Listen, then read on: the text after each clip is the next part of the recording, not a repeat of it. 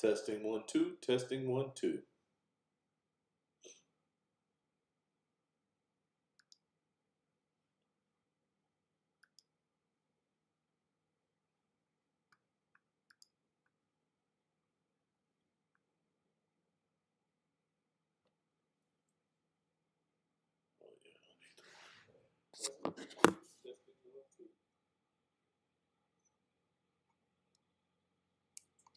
All right. I was hoping I didn't have to use that. That is blinding.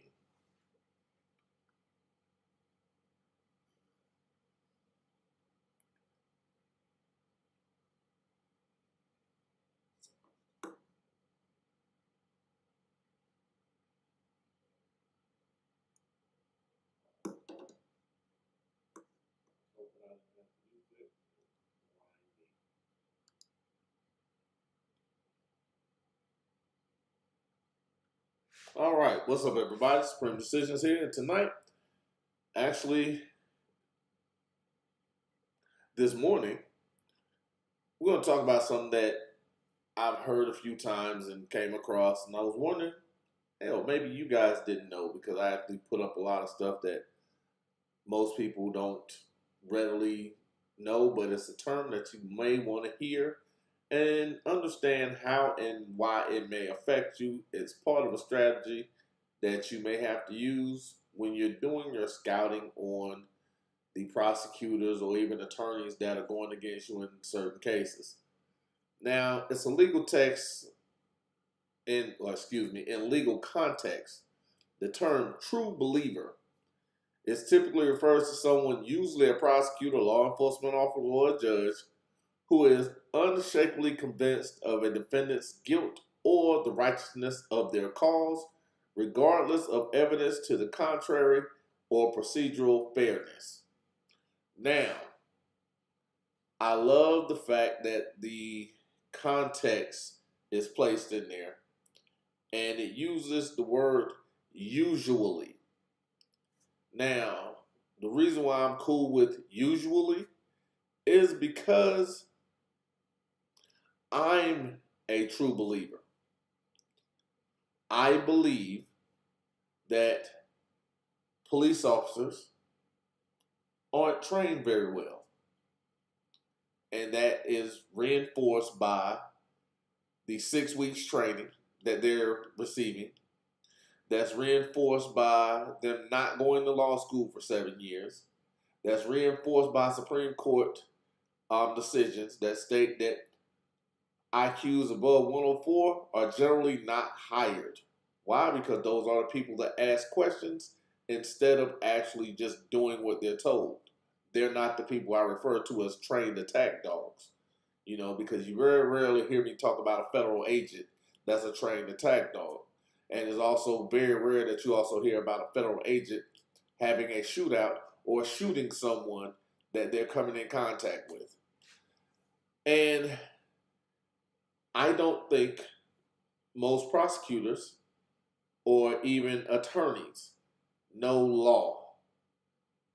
That is backed up by the many stories that we hear, and also the context of them cherry picking cases and then hiding evidence. Because if you're going on law and this is based on law, why are you hiding evidence? Why are you doing things that are against law?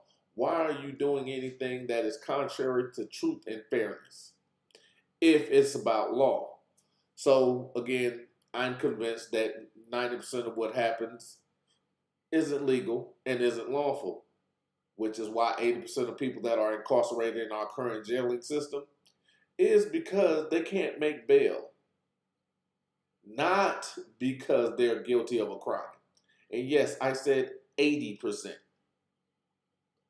So let's let that sink in. We literally have millions of people incarcerated, not because they're guilty of a crime, not because they've been convicted, but because they can't make bail. Anyway, now let's look into the key characteristics of a true believer in law and why it concerns you. Because again, whenever you have a prosecutor, a law enforcement officer, or even a judge that is unshakably convinced of your guilt, there is a confirmation bias. They tend to disregard or minimize exculpatory evidence or evidence that favors the defendant, such as giglio information or a police officer using stock language. Those are things that stop them from being able to tell the truth. Yes, again, that's part of my bias because they're using stock language, because they're not intelligent, because they're not trained well, and because they can't tell the truth. They can't articulate themselves because they're not intelligent. See how all that correlates together? Now, while I'm using that, that is also the weapon I use against the system. Now, and they interpret all actions and facts in ways that reinforce their pre-existing belief in guilt. Now, I generally will look at it because I'm actually getting ready to do something. I might do it later and probably in the next 30 to 40 minutes after this video. But it's about understanding if someone has done something and why it needs to be known. And depending on how that video was going to be set up, I may do it for the masterclass. I'm not sure yet. Because I'm also getting ready to do a series. Because there are certain things that are set up for strategy that most people don't take into account because this is not an everyday thing and not a lot of people are actually going to use it, so to speak. But it's something that can be set up in your strategy and your legal defense. But again, these are things because of these Supreme Court cases, because of these understanding of what they're actually doing in their procedures. I am biased, and these bias and interpretations are reinforced simply because they exist. Now, number 2 will be tunnel vision. They focus narrowly on building a case against the suspect, often to the exclusion of other possible suspects or theories. Now, here's my bias from that. They're narrowly building a case because they are not taught how to do the job properly. You're not hiring problem solvers. You're hiring yes men. You're hiring yes women. You're hiring people to go in and not question anything that's being said or done to them. So they aren't thinking about the truth. They're not thinking about who actually did something. They're thinking about solving a case and moving on to the next one, which makes them biased. These are the things that tunnel vision is something that can actually be detrimental to them if you use it properly, because they're not looking for anybody else and they're not vetted in any other possibilities, because they are encouraged to use their instincts, which aren't well trained. So these are the things, again, that you can use to weaponize your defense. 3, resistance to doubt. Even with new evidence, DNA evidence, alibi witness, recanted testimony, a true believer may refuse to reconsider the possibility of innocence. Why? Because then here's the thing.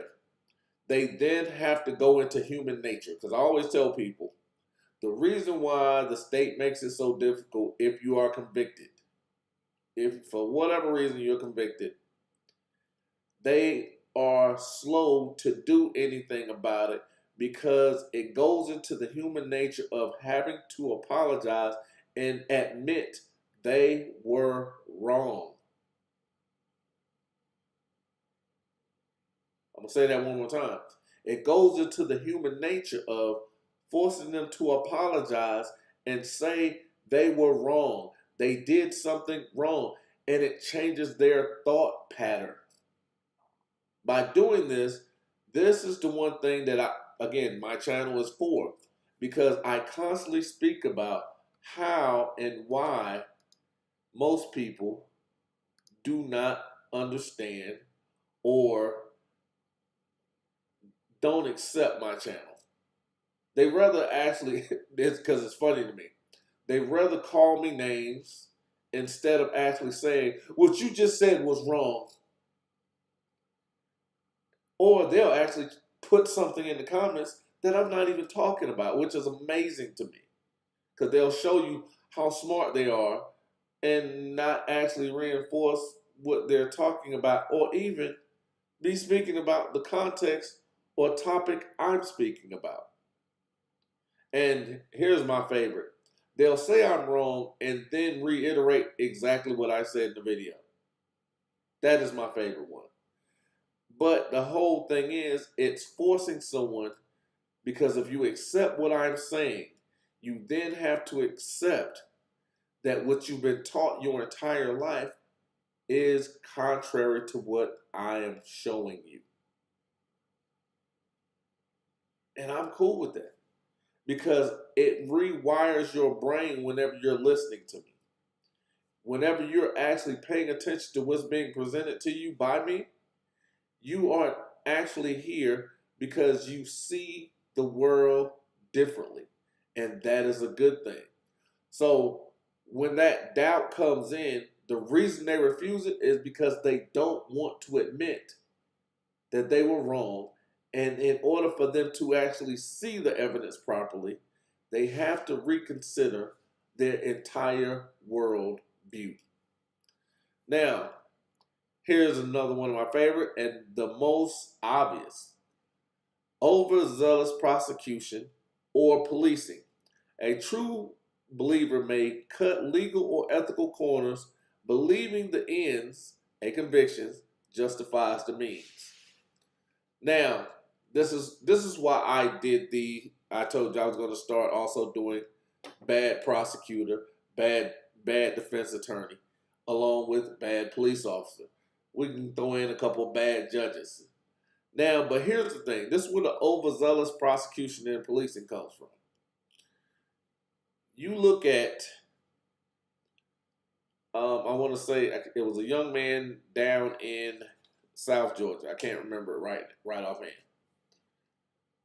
The district attorney asked the case, I'm going to take over the case. He was really out there out front. The first day when it came into a police shooting, he actually was like, I am going to prosecute him to the fullest extent of the law, because prior to him being shot, 3 police officers came in contact with his vehicle, and it was reckless. He didn't realize that the police weren't the only ones with video. There was actually a Ring door camera that was facing this man's yard. And then, so the dude that had the Ring doorbell camera uploaded the video. So when he uploaded the video, all of a sudden the district attorney wants to take that video down. He wants to prosecute the man who posted the video. Why? Because whenever the district attorney spoke about 3 officers coming in contact with the car prior to him getting shot, it was 3 officers running at him while he's driving and putting their hands on the car while they're shooting into the car. Because he felt the ends justified the means. They said this man was dealing drugs and this was a stash house. But you know what he never said? That they had found drugs in this house, or anyone who said they sold him drugs. He sold drugs. Wonder why? Because he was part of an overzealous prosecution, and they were all parts of overzealous policing. And these things are the reason why I say challenge everything. Because even with the overzealous prosecution, that's why I spoke about the bill of particulars. Because I seen it happen. Not as much lately, But a couple of years ago, they were literally just piling on charges just to make sure someone took a deal, took a plea. Now they're going to plead you down to a lesser charge, but because they just want the W, and they don't want you poking the bear. They don't want you looking at the police officer's record. They don't want you knowing about the extra files that they have on them. They don't want you to know these things. They don't want you to see that body camera. Why? Because if you do, it changes your idea of what policing is and what prosecuting is. So they do things in order to, again, through the tunnel vision, their resistant doubt, they overzealously prosecute. This is why I say challenge everything, because none of this that I just spoke about has to do with law. And that's what you're supposed to be there for. And the great moral certainty. They often act with the sense that they are fighting for justice, but in doing so may trample on legal rights, violate due process, or even the fairness of a trial. Now, the greatest scene that we've seen of this was Young Thug. The actual judge, was having ex parte meetings with witnesses and the prosecution. And whenever he got called on it, he threw the defense attorney in jail because he wouldn't tell him who told. Not that he did. Oh, I didn't do that. No, I did it, but who snitched to you? Who snitching? Oh, you're not gonna tell me who snitching? Yeah, you going to jail till you tell me who snitched. Not that he didn't do it. So he did it. He just got upset that he was caught. Because again, he was battling through moral certainty, violating due process, and threw away the appearance of a fair trial. But in doing that, he then allowed, and I hate to say it this way, he allowed the actual justice to come true. Because even if you remember, what's her name? Fannie Wilson. She said when she originally arrested Thug, I don't think Thug is actually a part of this YSL. However, he supplies money to his friends. And I was like, that's the craziest thing I'd ever heard in my life, because I have friends. And they've sent me a couple of dollars. And at one point, they were sending me a couple of dollars so I could stop messing up, so I could stop doing the stuff that I was doing, what Thug was doing. So because they might be doing something illegal, they're tying Thug up, I immediately changed my number and stopped talking to people. Because if that's the guidelines for RICO, which one I've already been charged with, that's crazy. And the fact that he had to go through all that, what was the purpose? Because they got, 2 convictions? Because most people don't realize Gunner was convicted because an Alfred plea is exactly that, a guilty plea. But at the end of the day, when you're doing this and you're understanding what a true believer is, you can also weaponize their true beliefs, their core beliefs as a legal defense, and set up not only your regular defense, but you can actually set up your appeals, you can set up your lawsuits, you can actually set up your entire foundation and strategy based off just this. And unfortunately, most of what I'm doing speaks directly because I myself, again, am a true believer. Because the beast never changes its stripes or its method. Or what is it? The nature of the beast never changes, only the people. Understand that. The nature of the beast Doesn't change from Georgia to Texas to South Carolina to Delaware to Utah. Like it doesn't, Hawaii, Puerto Rico, it doesn't change. Only the players. And it's always in threes. I learned that from Predator. The one from 2010. That's the one I learned it from. They come, and whenever you beat them, they just change their tactics just a little bit. Just a little bit. But the nature, they're still stuck in that box. They're still stuck in the matrix. That's why I'm able to beat them, because they're stuck in that box. They're true believers. And I also understand I don't have to operate within the same box fields that they're in, which is why I'm able to beat them in their own game. Because I understand their methods. I understand their restrictions. I actually understand their freedoms, which is very little. And once you start understanding that, that's when the game gets fun. Because what they say, ain't no fun when a rabbit got a gun. Yeah, we got guns over here. Now, examples of the practice. A prosecutor who continues to push for a conviction even after key witnesses recant their testimony and new evidence suggests someone else committed the crime, that is one of those where they're refusing to admit, I got the wrong person, because again, that goes back to the human nature of, I don't want to be wrong. And by them not wanting to be wrong, not accepting being wrong, they keep going forward, which then leaves them open to liability and lawsuits, in which they then, lose houses and stuff. But, let them do it. Because what I've learned is you don't interrupt the enemy when they're, the saying, if you deal with me. Eliminating themselves. Let's call that. When they're accepting liability for the things they've done, you don't interrupt your enemy. Now, a police officer who refuses to investigate alternative leads because they are sure they have the right guy.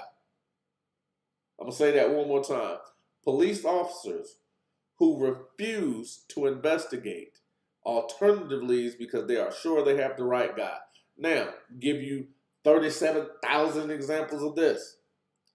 Had a young man, he's sitting in his driveway. He's down in Houston, one of my favorite places. And cop jumps out the car and grabs him. He said, well, you have a warrant. Man said, what are you talking about? Officer said, well, you have a warrant and I'm taking you to jail and your name is John. He's like, no, my name is Kevin. He's like, no, John, it's you. He's like, I don't have a warrant. My name is Kevin. So then his partner comes up and says, what's going on? He has a warrant. He said, what's his name? His name is John. The man looks at him and says, my name is Kevin. Show me the warrant. His partner then goes to the car, looks at the warrant, and goes, that's not him. Do you know what this officer then does? Well, we're going to check him anyway. Why? Because he was sure he had the right guy. Come to find out, the guy they were looking for was in a completely different state. He wasn't in Texas, he was in Louisiana. But this police officer was still willing to arrest a man who had no prior cause, which is why he's now getting sued. Or the young man that was stopped in the grocery store. They stopped it, older gentleman. He was like 50. They accosted him, throw him up against the rice, handcuff him, and walk him out the door. And the grocery store manager goes, what are y'all doing? He said, oh, well, this is the guy that you called about. He said, no. He said, he's a 6-foot black guy. I called about the 5'10" white guy in the orange suit. This guy's wearing brown, and he's black. Do you know what they did with the black guy? They wouldn't put him back in the car anyway. Just in case. just in case the guy who made the call was wrong about who he was calling about. Because again, I can do this literally all day because police don't care about the truth. I even did a video when I spoke about they can't go for the he said, she said. Oh, well, they said you did something. Well, you didn't investigate, so how do you know? And it was one video I loved, and I was like, these people had to watch me at least once. Said, hey, we were called out here because of you. So the guy said, well, I haven't called you. He goes, yeah, but we were called because of you. So who called? Well, dispatch. So you haven't spoke to the caller? They said, no. He said, then how do you know who you're called here for if you haven't begun your investigation? They described you. He goes, well, okay, what was the description? Officer could. He said, well, I believe an officer right here. I'm going to go in there and then talk to him. So when he goes in and talk to him, he comes back out and goes, well, they didn't call about you. They were calling about someone else. But I still need your ID. Why do you need my ID if I'm not part of your investigation? Well, you need to get out of here. He said, well, if I do follow that command, because you're saying it's a lawful order, right? So yes. I said, well, what's the crime? Because you don't have any authority, and if you tell me to do something and I do it, it's a show of authority stop, which is a violation to your oath. The police officer walked off. But the understanding that this police officer was still willing to push. Why? Because the thing that they say they don't have, quotas. You know, they say police officers don't have quotas, but that's why they're willing to say they have the right guy and stand on this overzealous policing because they think they are actually doing something good. Because they are not intelligent, they don't understand what law is, and they don't know how to do it properly. Because I too, myself, am a true believer. And I have backing to speak on. And lastly, the criticisms and danger of a true believer. The true believer mentality is often criticized in criminal justice reform circles because it contributes to wrong convictions, which is why I say challenge, prosecutorial misconduct, which is why I say challenge everything, suppression of exculpatory evidence, which is why I tell you to use a detailed discovery and understand what that is, and systematic injustice. Why? Because this is a war against the poor, not the affluent.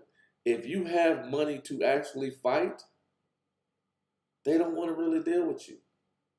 They want to deal with those who can't fight back or who has something just enough to where they have something to lose, where they'll come off of $400 or $500 without a bunch of questions. They're not going to challenge them because if they keep going back in court, they're going to lose something. They got to sacrifice something. And they know the nature of man is not to sacrifice if they don't have to. Because that's what we're being pushed into. We're accepting technology which allows us to be lazier and lazier and lazier and less accountable. And that's what they're counting on. So understand these things are what makes this systematic injustice what it is. We're accepting their lies, their faults, and their implied power because we choose not to exercise ours. So, see you guys in a little bit. So if not, I'll see you in the morning. You'll get notice. So make sure notifications are locked. And this is your boy. I'm out. And you'll find out if I see you in a few. Supreme, I'm done.